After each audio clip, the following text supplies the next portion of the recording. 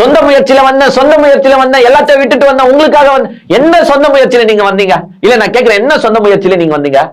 First படம் வாய்ப்பு உங்களுக்கு எப்படி வந்துச்சு? போய் எல்லா டைரக்டர்ஸ் கிட்டயும் ஐயா சார் எனக்கு வாய்ப்பு கொடுங்கன்னு கேட்டு உங்களுக்கு யாருன்னா வாய்ப்பு கொடுத்தாங்களா? இல்ல, உங்க அப்பா அதுவும் கிட்டத்தட்ட அவரே சொல்லியிருக்காரு 70 லட்சம் 80 லட்சம் வீடை வித்து உங்களை வச்சு ஒரு படம் எடுத்தார், நாளைய தீர்ப்புன்னு ஒரு படம். அந்த படமும் பிளாப். சொந்தமா ஒரு 69-70 லட்சம் ரூபாய் கிட்டத்தட்ட செலவு பண்ணி நாளைய தீர்ப்புன்னு படம் எடுத்தேன். சரியா போகல.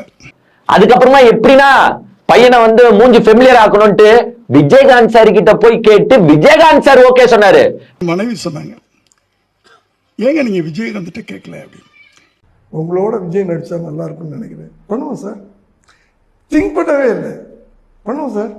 விஜயகாந்த் நம்ம பையன் தானே, நடிக்கிட்டோம், என் கூட நடிக்கிட்டோம்ட்டு விஜயகாந்த் சாரால தான் நீங்க இன்னைக்கு ஃபேமஸ் ஆகிருக்கீங்க. ஏன் எதனா ஒரு மீட்டிங்ல ஒரு மாநாட்டுல நின்று சொல்ல வேண்டியது தானே, எங்க அண்ணன் விஜயகாந்த் இல்லைன்னா நான் இன்னைக்கு இல்ல, அவர் கூட நடிச்சனால தான் என் ஃபேஸ் வெளியில வர ஆரம்பிச்சிச்சு, இன்னைக்கு நான் இவ்வளவு பெரிய ஸ்டாரா இருக்கிறேன்னா அது காரணம் விஜயகாந்த் சார் தான் சொல்ல வேண்டியது தானே, எங்க அப்பா தானே சொல்ல வேண்டியது தானே. எத்தனை படம் பிளாப், அத்தனை படம் பிளாப் ஆகும் போதும் உங்களை தூக்கி விட்டவர் உங்க அப்பா. சோ நீங்களாம் சொந்த முயற்சியும் கிடையாது, ஒண்ணும் கிடையாது. உங்க அப்பாவும் விஜயகாந்த் சாரும் இல்லைன்னா நீங்க இல்ல.